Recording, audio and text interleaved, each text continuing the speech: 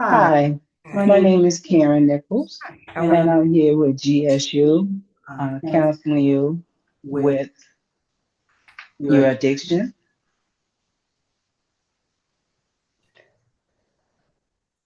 Oh my God. We got to edit that because something came up on my screen. And I just wanted to get to know you a little bit. Let me give you some information about me first. I've been doing this position for at least 4 years. I had a little information. Well, I had experience because I worked with addiction people, volunteered at outpatient hospitals for addictions. I was actually married to a person with a gambling addiction. So I am familiar with addictions. I do want to know what you feel about your addiction and how do you feel about just everyday life around your family and work. So give me a background on what you're addicted to Okay. and what if you think you are addicted, if you think you need help. Okay. Um, well, first of all, I wouldn't necessarily call it an addiction. Okay. I do like to socialize, and that's where a lot of my drinking Mm-hmm. and sometimes substance. So I'm Judith Stewart, Okay. and just trying to get an understanding of why I'm here now. Okay. Like I said, I wouldn't necessarily call that say that I have addiction, but I do like to socialize a lot. Okay. And it has started to interfere with like my work schedule and some of my challenges, some more arguments at home. Okay. Um, and you know, my family, other family members who watch my children, think that I'm actually watching too much. So I'm getting some of that pushback from them. Okay.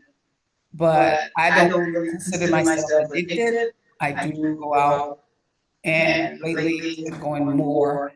We recently lost a family member in my home, in my family, and that is very disturbing to me. And I just been going out and having, cocktails after work with my friends, and it gets me through. It helps me to, deal with the challenges when I go home, and I can deal with my family a little bit better. Well, first of all, I am sorry about the loss of your family. Okay. Do you think that one day, if you don't drink, how would you feel about dealing with the bereavement? Mm. Well, I mean, that was one of the reasons why I came here, that, thinking that I could, talk to someone about my grief.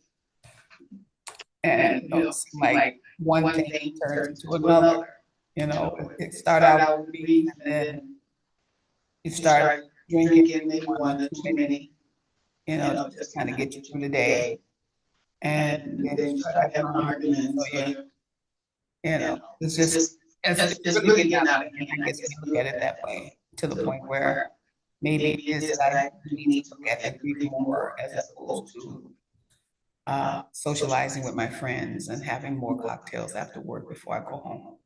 So, do you have a solution on how you would start easing back with having cocktails with your friends after work? Do you have a suggestion or something you think that you can do with your time or get a hobby or you have small kids? Yeah, Spending more time with them, walking to a park. Do you think that'll be something that you'll consider? it could be. But this has really been a hard get, to lose someone's closest mom and everything. And I had relied heavily on her. And so I just haven't, I guess I could. I don't really know how to go about stop thinking about it, or how to make the necessary steps. So it's like closing those gaps. I'm just kind of don't know where to go. So my friends listen to me, you know. And when we go out, we tend to start in the drinking thing, because we meet after work at the bar Right. and have something to eat. And then it gets into conversations. And next thing you know, I've had several drinks. And Well, I think that losing a mom mhm, is nothing anyone can measure your bereavement or your grief. mhm, It's not something that you will be able to just snap out right away. And some people snap out quicker than others, mhm, if they ever snap out. mhm, However, being, I guess, in bereavement as well as being drinking may take you through a different tunnel. mhm. And it seems like you're here today so that you can step back from that tunnel. So, how about if we do some exercise or we think of other ways that you can grieve your mom Mhm. besides going out with your friends having a drink? Are you open to some of those suggestions? Well, I mean, I can, but who would I talk to? Because they have really been good listeners. A couple of my friends that's in the group have had the same experience, so they can relate to how I feel. Uh, so, they listen to me and they provide a lot of support in terms of, giving meaning to how I'm feeling. And so that's why I look forward to meeting with them, because when I leave them, I feel like, I've had someone that hears me and understands what I've gone through with the loss of my mom. Uh, when I get home, it's like they don't understand because it's not his mom, it's my mom, Right. right? And I know he had a relationship with my mom, but it wasn't the same. Right. And so that's why that causes the arguments, because he doesn't listen to me. And so when I'm with my friends, we're talking about my mom and what she meant to me. We tend to drink Okay. in the process, and it's just casual drinking, but you know, the drinks have price, and we wind up, I guess, overdoing it. And I look up, it's 9 o'clock, and I'm getting home, and I should have been home hours before, but Okay. it's the drinking is kind of in addition to the talk that we have that they don't Okay. talk about. Well, as you came here today, Mhm. your employer, because it seems like you were having some problems in employment, you can schedule time week Mhm. every other day, and you can have someone here that you want to have me or one of my colleagues. We'll be here to listen and understand and help you with your bereavement as well as your addiction. So don't feel that you need to go to the bar or happy hour Mhm. to talk about your problems because that may cause another problem. Mhm. But it is always up to you. It's how you feel, who you want to talk to, and how you feel when you talk to them. So that's another option you have. Okay. Okay. Well, that's something I can consider because I don't need the drama at home. I do need to start getting home sooner. It's putting more responsibilities on my husband because he has to pick up the children from the babysitter now. And, I'm not cooking at home anymore because I'm eating out. And so it's more left to him. So it's kind of understandable why he's arguing or angry when I do come home. Uh, but again, I do need to have some place where I could feel heard. And if I'm not going to be able to get that from him, then yes, I can consider coming here because I do need to do my job. Okay. Well, we will give you, I'll have my secretary give you my information on my office hours and select whichever day and time slot you would like. Okay. Okay. Sounds good. Okay. You're welcome.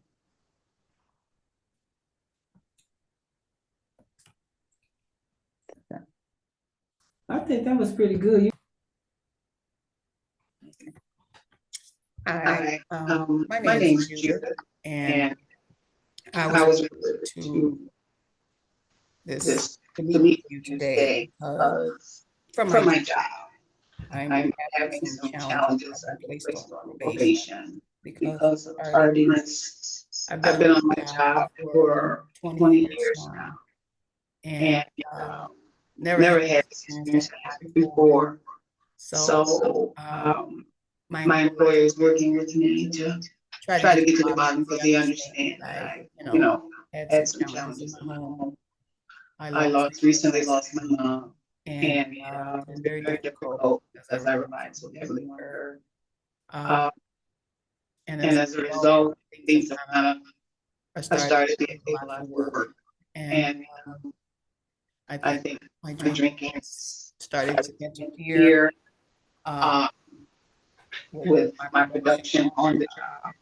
And And so, so, as a as a last last resort, resort, I've I've agreed to agreed to come come and and speak speak with with the therapists. therapist here. Okay. Okay. Would Well, you? Judith, it's nice to meet you. Thank you. Nice to meet you. And And I am here to listen to you mhm, and to understand you and not to judge you. mhm. We don't judge here. Um, And going through a bereavement mhm, is a difficult task. mhm, And I can meet with three different type of people or three people, and they all have a different level of bereavement. mhm.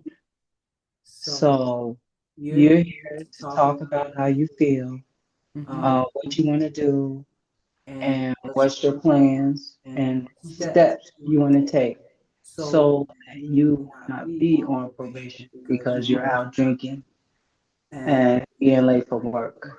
So we're going to start with you telling me what you want to do and how you want to do it.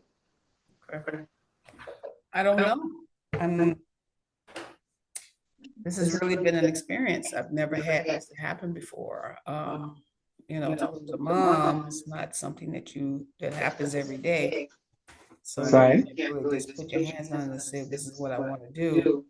It's just at this point, I'm trying to feel. I'm trying to understand what happened and how I can make the next steps for myself and to secure my livelihood, employment, and maintain my marriage and take care of my children. But right now, I'm hurting.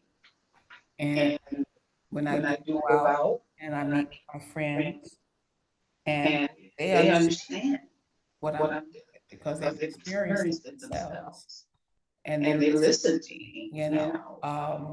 It's just while we're talking and the conversation gets so long that I feel like I've had some help to help me process what I'm dealing with. But in the meantime, I have probably had several drinks. Okay. So maybe there's two parts that you need. I'm here to assist you with your addiction. Mhm, Maybe there is a counselor for bereavement, mhm, and we can work hand in hand. The bereavement, they'll counsel you a certain way, and of course, I'm going to counsel you a certain way. mhm, I just want you to realize about having a couple of drinks and drinking. How does that make you feel at the end of the night and in the morning when it's time for you to go to work? Do you feel guilty, or is it something that you feel like your problems went away? And I'm not sure if your problems will go away, but it'll be maybe just easier to go to sleep. That's what it is. It really helps me to sleep. It really does. Because before I was not able to sleep at all. And I find that after I've had, and I don't always go and meet my friends at restaurant after work. I sometimes just go home and have a few glasses of wine, Okay. to get my mind off of having lost my mom.